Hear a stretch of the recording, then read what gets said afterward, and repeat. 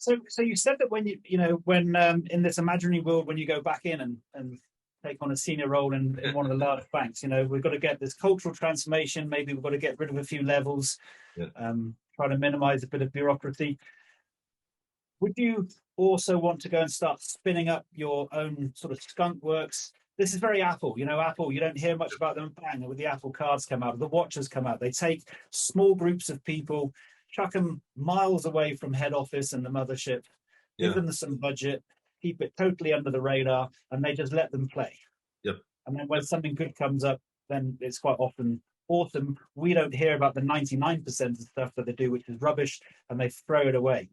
Yeah. Would that be a sensible strategy for some of the larger banks to actually put a lot more thought into trying to go and set up those type of skunk works? Yeah, I think it would. And I mean, I would take it one step further. It needs to be more than a skunk works. You need to have a very clear mission that we are going to disrupt ourselves. If you look at Tangerine and Scotiabank in Canada, there was a very conscious decision by the board, and very, very brave, I think, that we're going to set up a challenger bank that's actually going to take our customers potentially, and it's going to disrupt us, and it's going to earn less revenue because their revenue streams and their fees are much lower than our core bank. The reality is it's had a positive benefit across the whole organization because it's attracted a whole lot of customers that would never have banked with Scotiabank, was seen as too conservative. It's up the digital game in Scotiabank itself, so the whole culture in that bank is, well, geez, look what Tangerine's doing. We better do that as well. And so I think the reality is, if I was to go back into a big bank, I would consciously hire the best people that we could find, give them big budgets, give them big mandates, minimize the governance and involvement, and let them go and build a challenger bank to disrupt your own bank.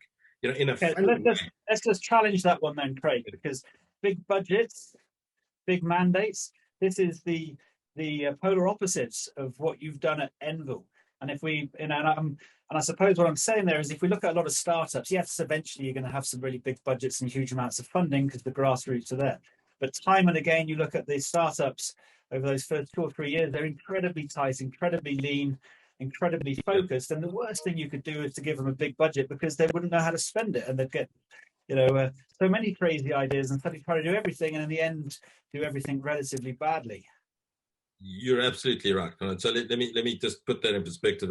Big budgets is budgets to do the job. So we were able to build an entire bank for about $4 million, and that included all our operating costs, everything. So my sense is you need to have that kind of money in mind if you're going to do this.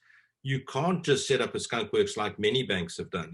At ABSA we had the Cowboys and Aliens team, fantastic team doing fantastic work, but very tight budgets, a kind of very limited mandate, tinkering on the fringes, a little bit of innovation, working with the Risers team, the sort of incubator, but it wasn't mainstream. It wasn't super supported. I'm not sure that even all the executives fully understand what they did or ever visited their site. You need to be able to achieve that fine balance between, hiring the right team of innovators, giving them the right mandate, giving them enough money. And I agree with you entirely. Part of the reason we've been so successful is we have sleepless nights about the money. There is no largesse in our organization. We watch every cent, literally every cent, every day, So, and that was something I never did in my entire banking career. Big vision, huge support, tight, quarterly rolling budgets, and test lines on that. Sorry to interrupt there. It's just we've only got 6 or so minutes left. Yep. But I want to also just add one last thing, because you mentioned it right at the start when you had those first relationships with the founders. Is it his name escapes me? Seth, was it? Steve LaRue, yeah. Yeah, and you mentioned purpose. How important is purpose, and how lacking is that in the big banks and financial institutions in general in the incumbent space? Now, listen, I think we in the big organizations we all pay lip service to being customer centric. I mean, every document and every business case was always about customer centricity in the big banks. The reality, we were actually driving budgets, market share, and cost targets. That was the purpose in the big banks. Is to be successful, you had to do it on time, on budget, and generate the right kind of market share growth and revenue that you promised. In a fintech, it's totally different. There's an acceptance from our investors that we're not going to make money for a while. So our budgets is, are you watching your costs properly? And are you growing the base? And are you engaging properly? That's what it's all about. And so for me, when I was looking for a company to join, and there were a couple that I got very close to joining, it was only when I kind of met Steve and saw how viscerally he felt about this vision. He genuinely is a guy that gets up every morning wanting to help tens of millions of people manage their money better and live better lives. That's it. And in every interview process, we've had some amazing candidates apply for jobs with us. There have been a few that we've said no, because when you got to them, their question was, how am I going to make money out of this? When are we going to list? Are we going to become a unicorn? And that's not the kind of people we want in the organization. Of course, that's an end game goal. We want to become a big, successful organization.